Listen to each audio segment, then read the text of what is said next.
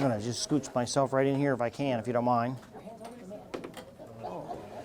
So unfortunately, there's not enough room for everybody to sit, but there's an extra seat here if anybody wants, and there's a seat here. Let me know when I have everybody. Yeah, Carmen saved my life. I don't want to start before I got everybody. Well, I'm here, and it's all about me. I like an honest man. Thanks, Jane. He's brutally honest. I can tell. Yeah. I can tell. But he's an alien. Do I have any questions while we're gathering everybody up before we get started? So the battlefield is like right here, right back? You're in the middle of the battlefield right now. Oh, Yeah. wow. In that also, the battlefield, let's put it this way. We have an administrative boundary to what is called Cedar Creek and Bell Grove National Historical Park, 3,700 acres, but that doesn't even begin to incorporate all the core battlefield land of the Cedar Creek battlefield. There's a lot of core battlefield land outside this administrative boundary. I'm going to give you the park brochure in just a little while, and then you'll see what I mean by the administrative boundary. Of that 3,700 acres, by the way, about 1,600 acres have been preserved so far. So that means even inside the administrative boundary, which doesn't even include all the core battlefield land, as I just explained, only half of that acreage inside the boundary has been preserved.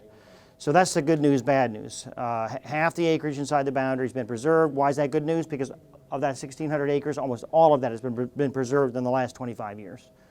If you come here 25 years ago, hardly anything had been preserved. So it's all recent preservation victory. The bad news is the other half still privately owned, and there's no protection on it whatsoever. So a lot of land has not been protected. Yes. Roughly, how much does an acre of land sell for around here? It depends on what part of the, Battlefield stuff there. Well, what I mean by that is if you're talking about anything close to an interchange along Interstate 81, it's really expensive. If you go south where we're going to start our tour, it's a lot, 200 an acre, 200, 300 an acre, 1,000 an acre. Higher up in here, a lot more expensive, a lot. It depends on that's what I mean by it depends on what you're talking about.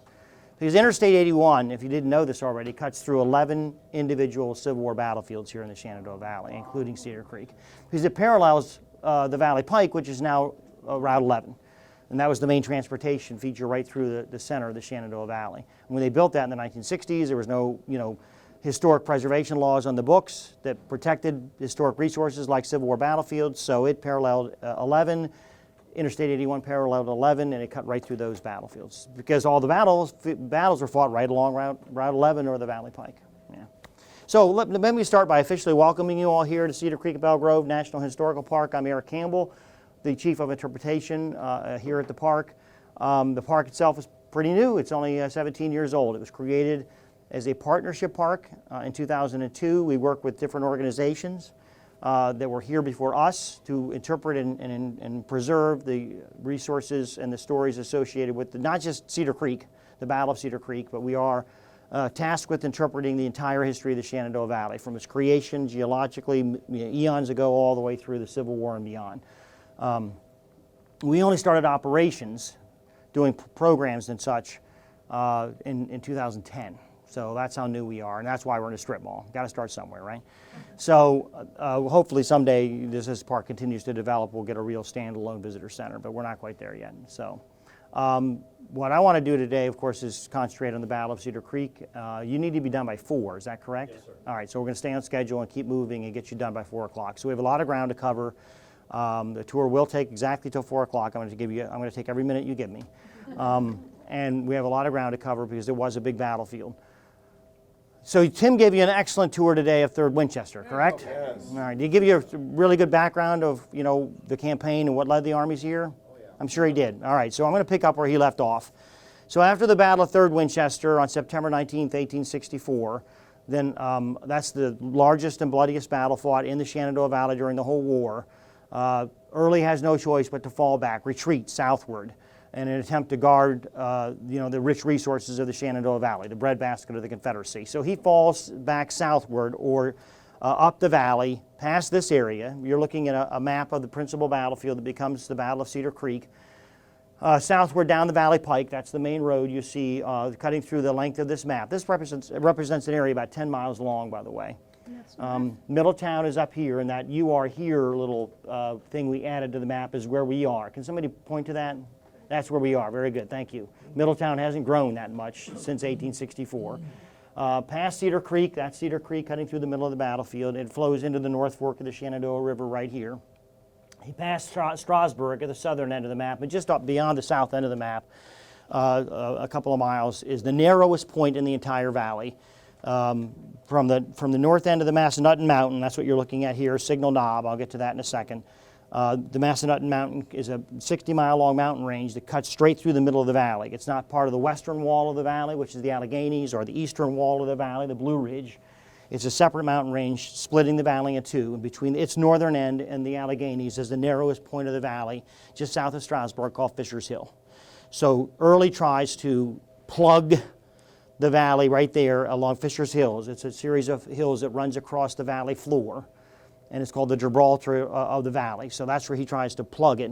There's already entrenchments built across there from earlier campaigning, and he tries to, stop Sheridan's further incursions through the valley there. The problem was he lost too many troops at 3rd Winchester, several thousand, and he doesn't have enough men to really cover that entire line of entrenchments all the way across Fisher's Hill. So 3 days later, on September 22nd, Sheridan strikes again, and he outflanks him. He outflanks Early's line, resulting in another Union victory, this one at Fisher's Hill on September 22nd, forcing this time Early routes off the battlefield. He has no place to rally. This time retreats southward all the way beyond Harrisonburg, nearly 60 miles south of here, to the gaps in the Blue Ridge Mountain, actually which is east of Waynesboro, leaving the entire valley undefended. So Sheridan follows. Now, I don't know if Tim, laid all that out, but basically Sheridan had 3 orders from Grant when he took command of the valley: defeat Early and to retake the valley. He's done that now with 2 victories in 3 days at 3rd Winchester and Fisher's Hill. He's taken the valley. 2, destroy the valley's resources. And this is part of the Lincoln administration's, larger hard war policy, what we today call total war policy. So destroy the valley's resources, target civilian property that can be used to keep Southern armies in the field. So having followed Early almost all the way to Stanton, beyond Harrisonburg, then systematically what Sheridan will do is spread his army out across the valley floor, and for 2.5 weeks he will move north or down the valley, northward in this direction, and systematically conduct what's called the burning. Burning anything, destroying anything that can be used by Southern armies. Not their personal property, not their homes, but barns, mills, crops in the field, livestock, 2,000 barns, 70 mills, tens of thousands of head of livestock. It's one of the most infamous, episodes to occur in the valley. I mean, when you think of total war or hard war in the Civil War, what most people think of course, is Sherman's march from Atlanta to the sea. He burns Atlanta and then he marches to the sea all the way to Savannah. That occurs in November and December. This burning of the valley, while it doesn't cover as much scope or as ground as what Sherman does to Georgia, it occurs earlier. This is really the first systematic destruction of Southern resources that occurred during the war, is this part of this new Lincoln's hard war policy. And it ends here along the banks of Cedar Creek. So as the program is going to point out in a second, he'll basically set his army up along the banks of Cedar Creek and the North Fork of the Shenandoah River, thinking the campaign is now over. He's carried out his first 2 orders: defeated Early and taken the valley, and now he's destroyed its resources. By this point, Sheridan's army is about 32,000 men. Headquarters at Belle Grove, that little white building in the middle of the map. We'll see that later on our tour. And then also, Early's army is down to now around 12 to 13,000 men. So he doesn't really pose much of a threat to Sheridan's army. At least Sheridan doesn't think it does.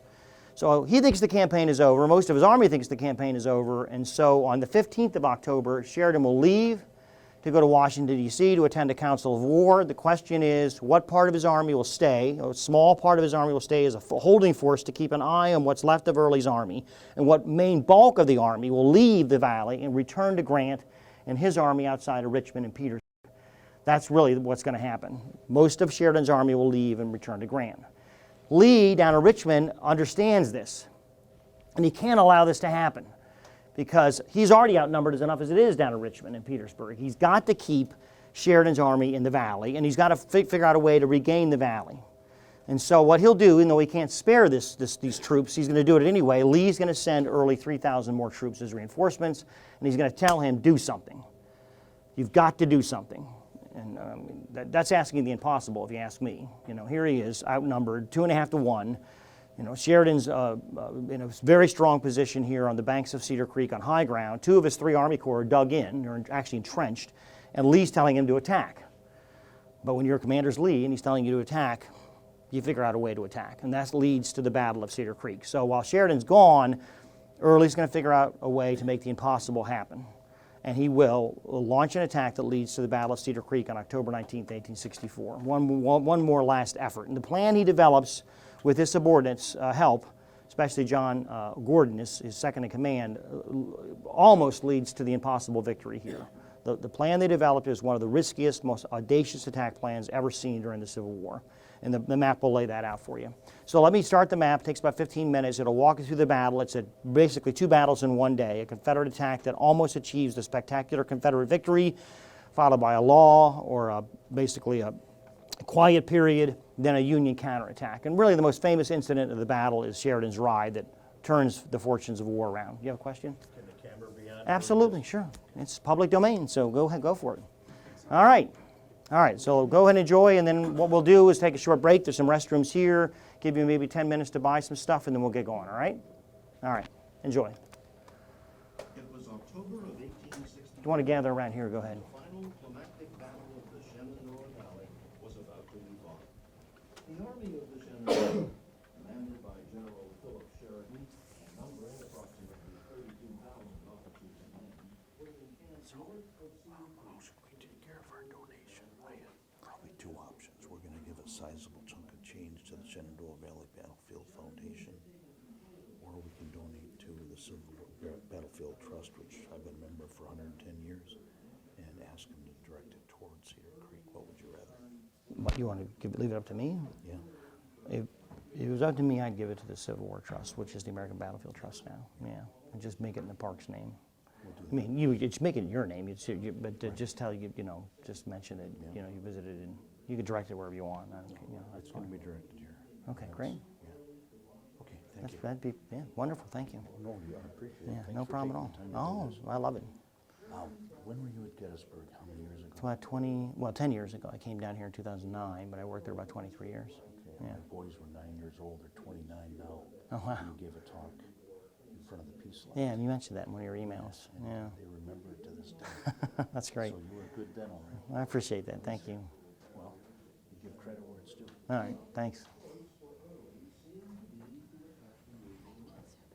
Why? Well, we had all those people coming in, and I wanted to make sure I could manage for you that nobody.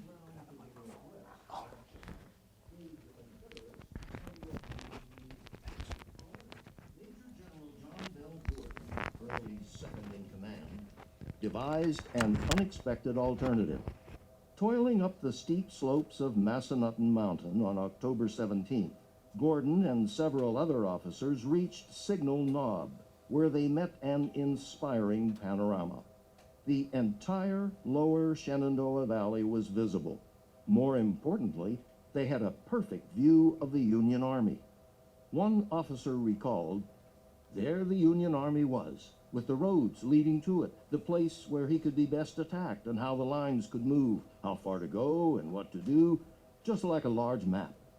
East of the Valley Pike were the 5,200 men of the Union 8th Corps, known as the Army of West Virginia, commanded by Brigadier General George Crook, an entrenched division commanded by Colonel Joseph Thoburn and future President of the United States Colonel Rutherford B. Hayes's division camped across a broad open plateau.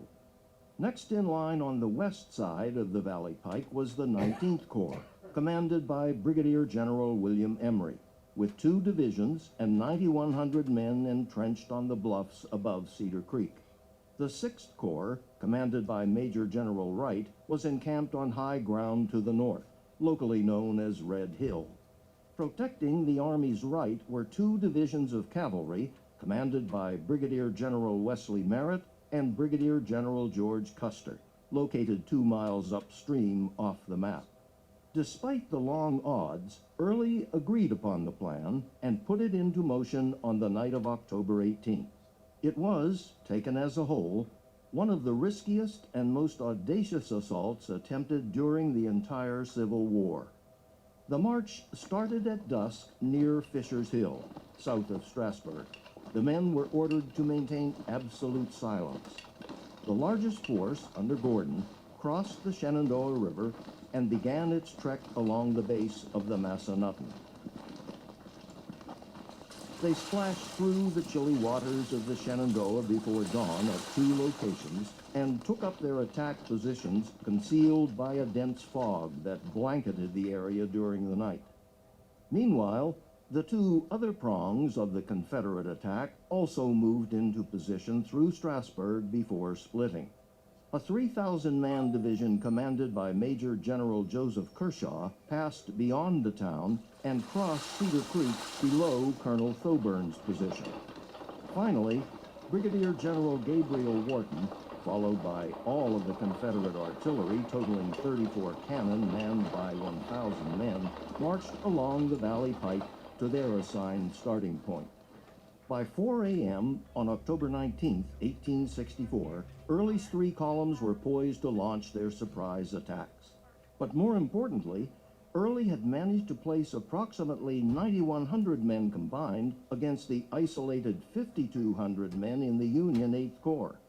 That attack began around 4:30, when Kershaw's division rolled out of the heavy fog before dawn against Colonel Thoburn's 8th Corps position, striking the Union camp completely by surprise. Most Northern soldiers, given little or no warning, were still in their tents, and the few defenders who managed to form a line were quickly overwhelmed.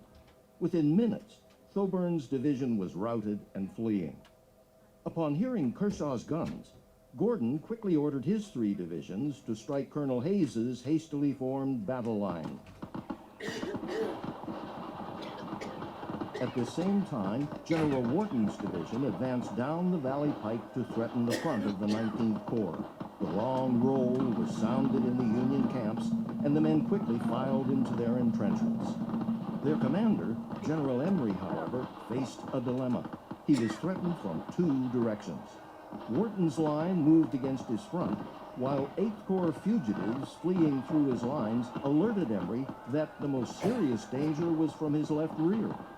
Reacting quickly and without orders, Emory ordered Colonel Stephen Thomas's small brigade of 1,500 men to bolster the hard-pressed 8th Corps, knowing the order meant the sacrifice of Thomas's men. Thomas moved across the pike and positioned his men in a woodlot, placing them squarely in the path of Gordon's overwhelming onslaught. Colonel Hayes's line was decimated and forced to fall back beyond the Valley Pike.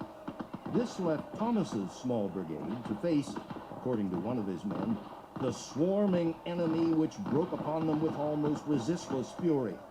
The fight that followed was bitter and hard fought, as the small band of Union soldiers, attacked from 3 directions, tenuously clung to their position. At one point, men fought hand to hand with bayonet and clubbed musket. At the same time, Kershaw's division continued its advance and struck the 19th Corps.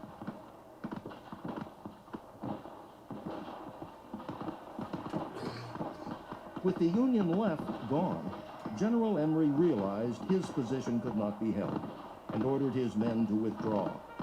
Thomas's brigade held off the Confederates for almost 30 minutes, allowing the 19th Corps to retreat. During that time, Thomas lost nearly 70% of his strength before finally retreating. By 5:45, the 8th Corps had disintegrated, and the entire left flank of the Union Army had collapsed. At this point, parts of the 19th Corps were pulled together into a ragged battle line near Belle Grove.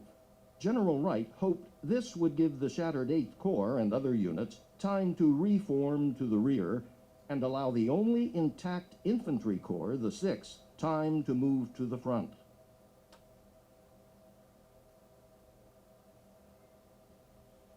By 6 a.m., the victorious Confederate forces under Gordon and Kershaw, joined by General Wharton's division moving down the Valley Pike, combined to continue their attack.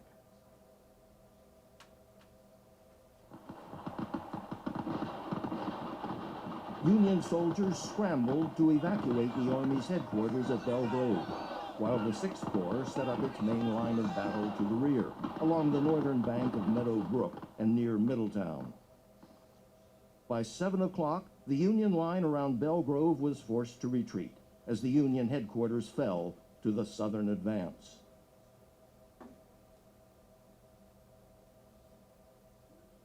Soon after, Early's combined forces brought the main 6th Corps line under assault.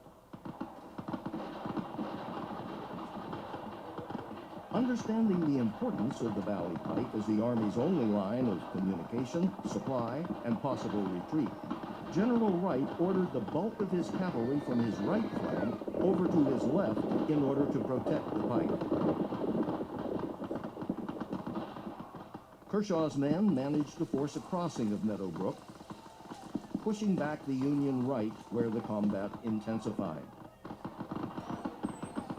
General Wharton's division continued to move down the Valley Pike.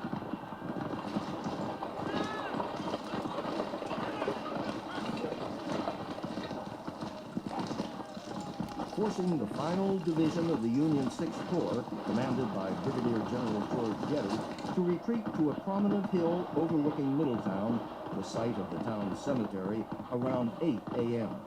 The struggle for Cemetery Hill that followed turned out to be one of the most critical of the entire battle. Getty had found the only defensible position in the area and formed his 2,500-man division through and on either side of the cemetery tombstones. Part of the 6th Corps formed a ragged line to Getty's right as Kershaw's and Gordon's divisions pressed their advance. Soon after, General Wharton's division, supported by other Southern units, brought Getty's line under attack. This initial Southern assault was uncoordinated and was repulsed, but was quickly followed by a second attack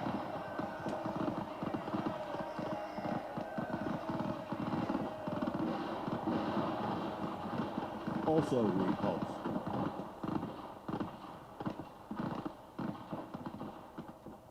In frustration, Early amassed nearly all of his artillery along the Valley Pike and began to pound Getty's position.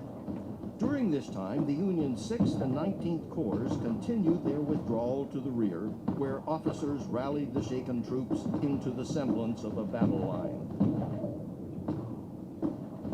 After a 30-minute bombardment of Getty's line, Early ordered a third attack, which also included a movement outflanking Getty's right.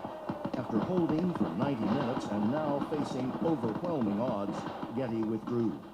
The Army of the Shenandoah was bloodied, battered, and on the verge of a demoralizing defeat. To most, the battle was over. Cedar Creek appeared to be a stunning Confederate victory.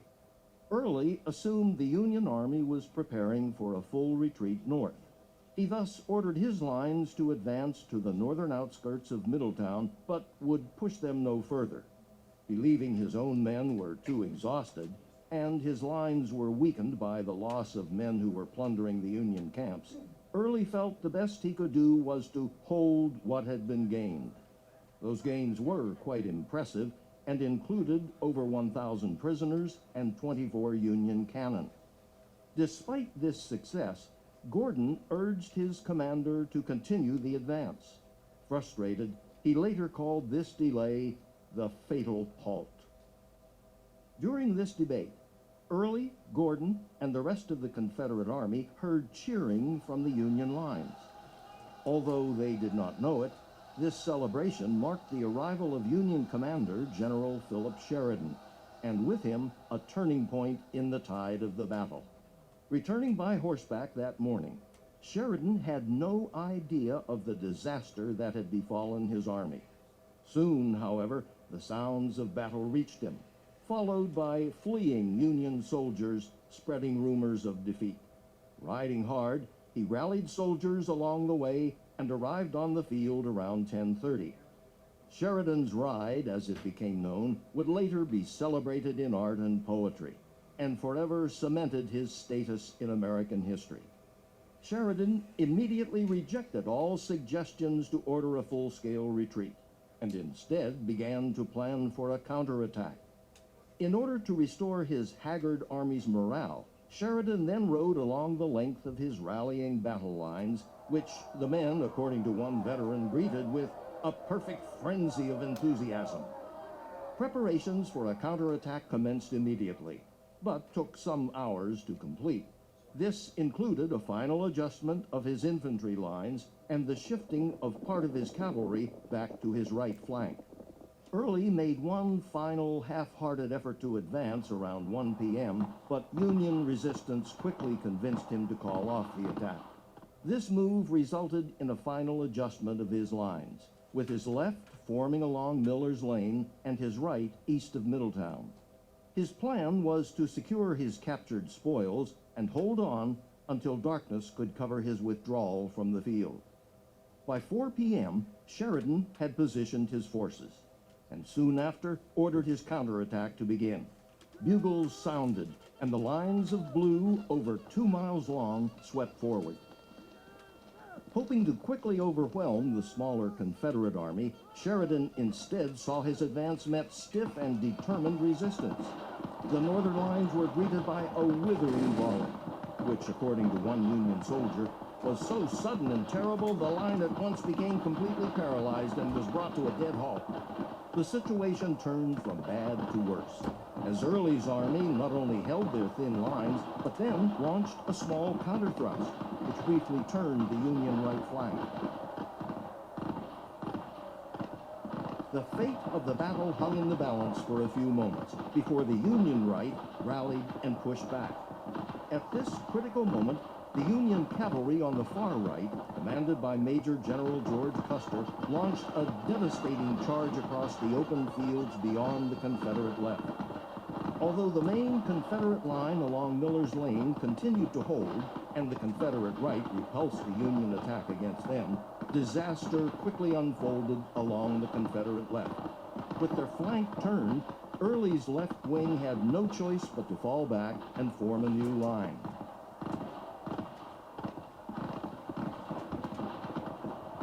Custer pushed his cavalry and struck this position hard. The Confederate line soon unraveled from its left to right.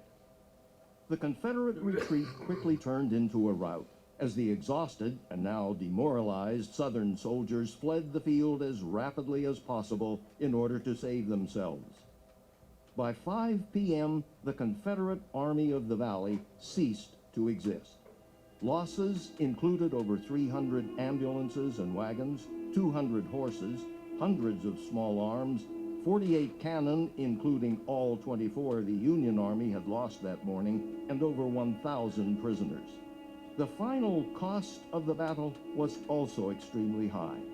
Although victorious, the Union Army had suffered nearly 5,700 casualties, including over 570 killed. The Confederates lost approximately 2,900 men, over 20% of their army. The combined losses totaled nearly 8,600 killed, wounded, and missing, all of them Americans. The Battle of Cedar Creek was a momentous Union victory and had far-reaching impacts, both military and political. The battle not only crushed further Confederate resistance in the Shenandoah Valley, but also occurred just 3 weeks before the presidential election, greatly bolstering Abraham Lincoln's chances for re-election. Philip Sheridan's inspirational leadership and timely arrival that day had literally snatched a victory from the jaws of defeat. For the Confederacy, Cedar Creek was a humiliating disaster, and one of a string of numerous setbacks that fall and winter, which ultimately led to final defeat at Appomattox Courthouse 6 months later.